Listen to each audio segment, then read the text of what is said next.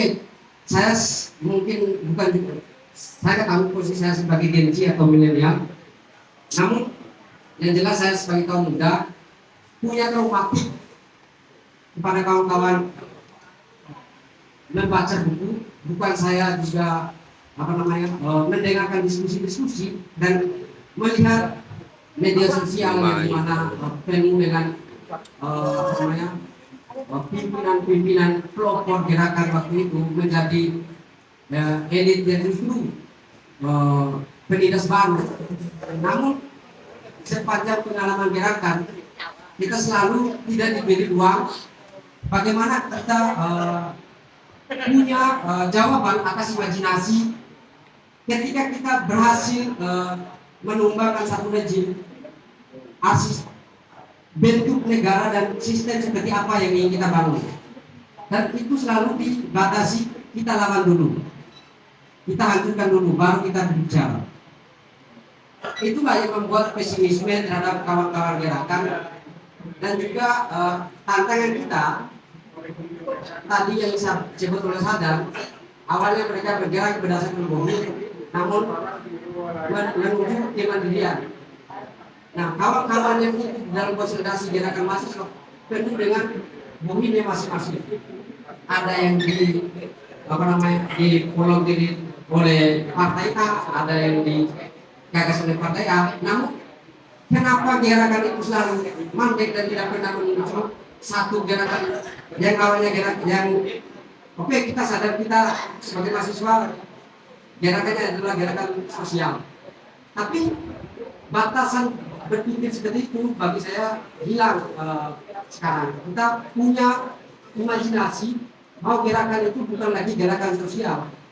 Bagaimana advokasi BPJS, bagaimana mengadvokasi pendidikan, namun bagaimana merubah struktur. Itulah imajinasi kita di kalau kata kawan-kawan PPI direktika tadi.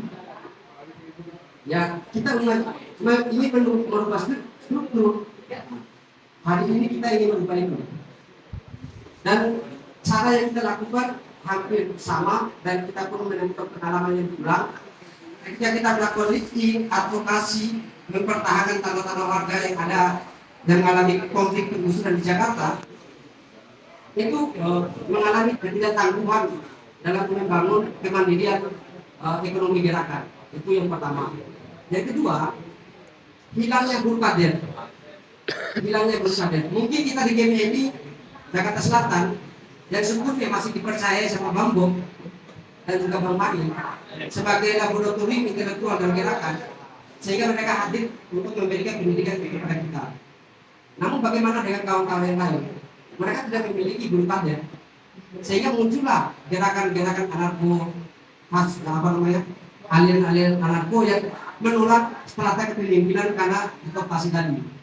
Dan harapan ibu yang kedua adalah bagaimana Bapak Ibu sekalian yang ketiga mungkin yang punya kemampuan intelektual, yang punya kemampuan analisis terhadap sistem dan punya akses mengambil data daripada kawan-kawannya yang ada di kekuasaan, itu mendistribusikan data-data tersebut sembari membangun basis pendidikan kader gitu.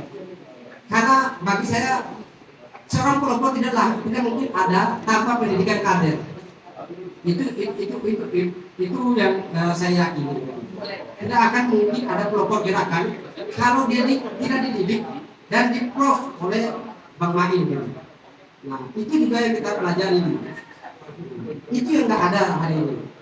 Nah, kalaupun ada pendidikan politik mungkin yang diadakan oleh NGO, itu kita harus bayar. Walaupun bayar itu bukan bayar pendidikannya, tapi bayar tempatnya, bayar makanannya. Bagi kita yang saya perantau bukan asli Jakarta, itu kita tidak punya kemampuan untuk itu. Dan harapannya Bapak Ibu sekalian tadi punya semangat yang gitu. Bagaimana potong generasi yang sudah hancur ini karena tidak memiliki kesadaran dan kemampuan, tidak memiliki semangat revolusioner dan juga tidak punya kesabaran revolusioner, itu diakibatkan tidak ditopang oleh tidak adanya guru kader. Seorang pendidik tidak mungkin ada kalau ia tidak dididik. Itu yang itu pesan Pak Mail yang disampaikan ke saya. Maka kita perlu Bapak Ibu sekalian, mungkin punya ponakan, punya anak, kita bentuk satu ruang kelas yang khususnya adalah untuk pendidikan kader-kader pelopor atau kader-kader gerakan. Itu mungkin yang harapannya di forum ini bisa Bapak Ibu lakukan, karena tadi saya dengar kita mungkin Bapak Ibu sekalian untuk turun demo, aksi, bakar ban, lari sana sini, bakar molotov, itu tidak akan mungkin. Tapi harapan daripada usia tadi ada semangat yang masih tertahan, semangat untuk membangun satu bangsa yang punya kedaulatan. Hari ini mungkin yang masih dinegosiasikan kedaulatan Indonesia cuma udaranya, dan bentar lagi akan hilang. Tidak ada lagi kedaulatan di atas bumi bangsa Indonesia kalau kita tidak upaya menolaknya. Dan musuh yang paling utama yang jadikan kita musuh pokok kali ini selain Prabowo Gibran adalah militansi ini. Itu musuh utama kita.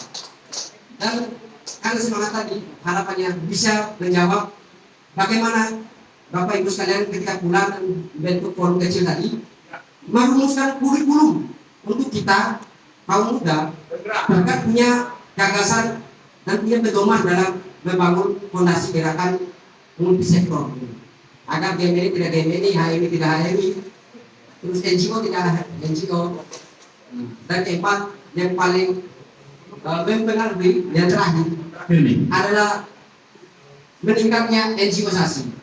Sekian dan terima kasih. Ya.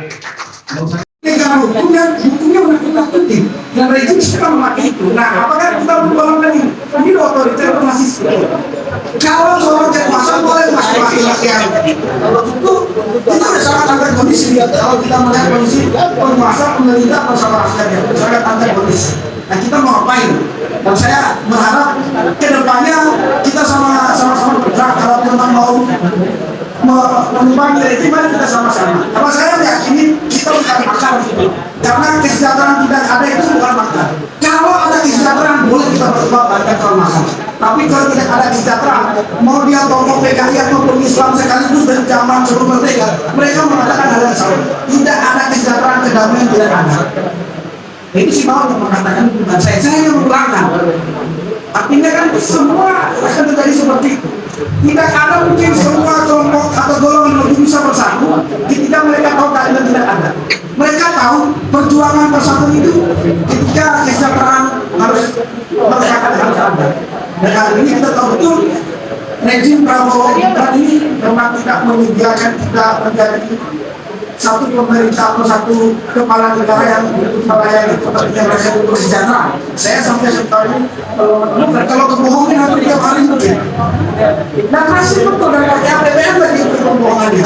Bangsa itu kan gila-gilaan gitu. Dan itu beberapa kali saya bilang, sekarang ini kan zaman-zaman dulu kan katakanlah Petrus.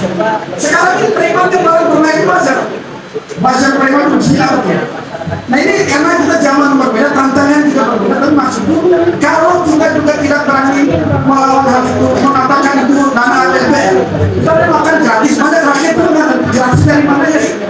Bukan APBN, kalau utang rakyat terbayar, tidak ada yang gratis di dalam kondisi ini. Ya apalagi reaksinya memang pandai banget berbohong. Nah kalau saya memang mengatakan sama-sama mari kita berjuang bersama-sama hidup rakyat Indonesia. Baik, terima kasih untuk semuanya. Selamat sore. Assalamualaikum warahmatullahi wabarakatuh. Salam Om Swastiastu. Salam kebajikan kita semua.